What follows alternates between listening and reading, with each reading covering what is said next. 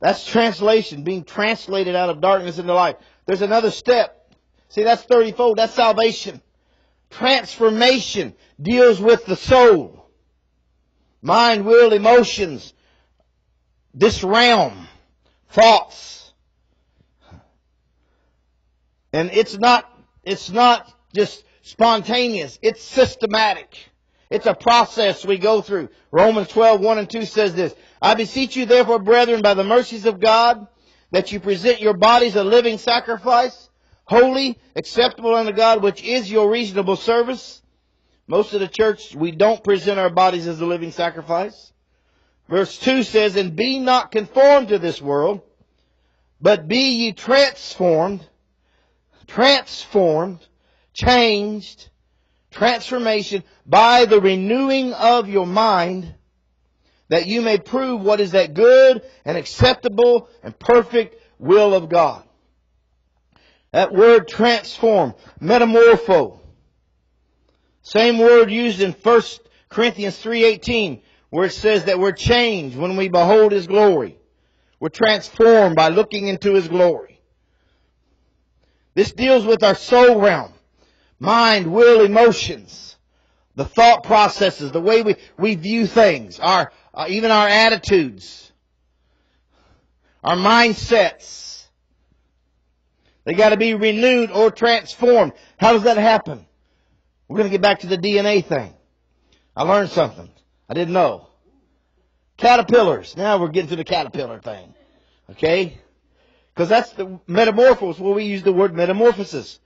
And it's a picture that God gave us.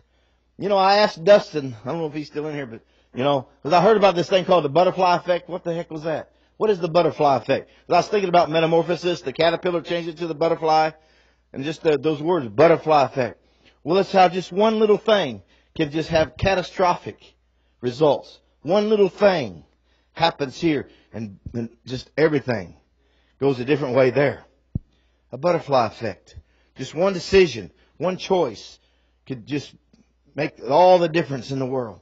Okay, here's the deal. The caterpillar, we all know this. You know, he eats and eats and eats and gets so full, and then he spins this cocoon around him, right? He forms his own coffin. This little worm. He gets in this cocoon, forms around him. Do you know what the purpose of the cocoon is? It's for transformation, but do you know how? It creates heat. It creates fire. Fire is heat. He gets so hot inside the cocoon. That's the purpose of it. It heats him up so hot that it begins to disassociate his DNA. The DNA starts breaking down. The strands of DNA come apart. They're no longer joined together. The strands break down completely, where they don't even recognize each other anymore. Everything's changed. I'm talking about transformation. Because he's got to go from a caterpillar to a butterfly. And they're nothing alike. They're not the same creature. But see, when you're born again, that's what happened. We just don't know it. We're not the same creature. We think we're the same because our mind isn't renewed. But we're not the same. And so we've got to go through this process to tell this thing, to get this thing to start thinking right. To start thinking in line with the Spirit. That's that transformation. That's you get in that cocoon, and sometimes it takes fire.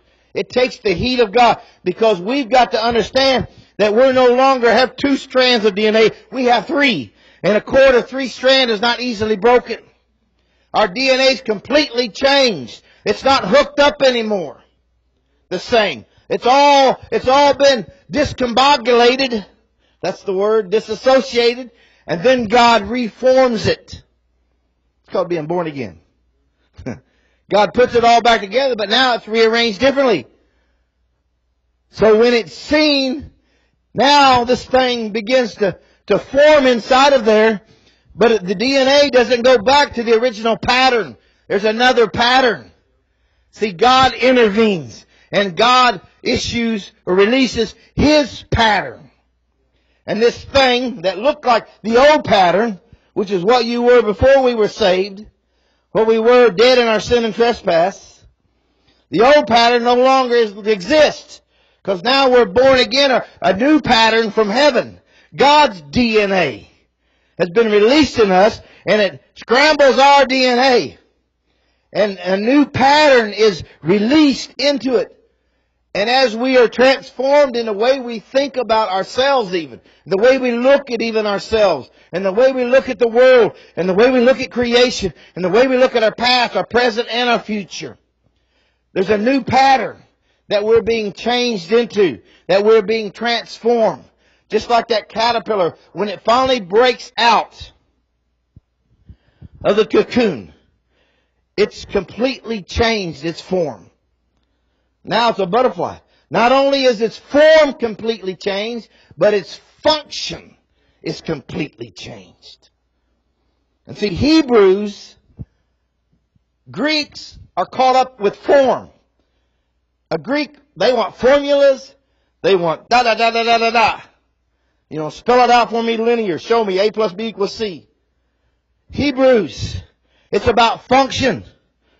It's not about form. It's all about the function. And see, we've been caught up in the church about form, when it should be all about function. We've been all about producing ministry for people, when the whole time we're supposed to be producing maturity in people.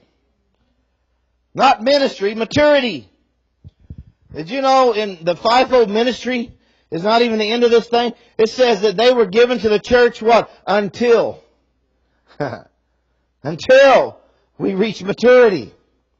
It's just to bring us to teleos, to maturity, to unity, to grow up the stature of the fullness of Christ.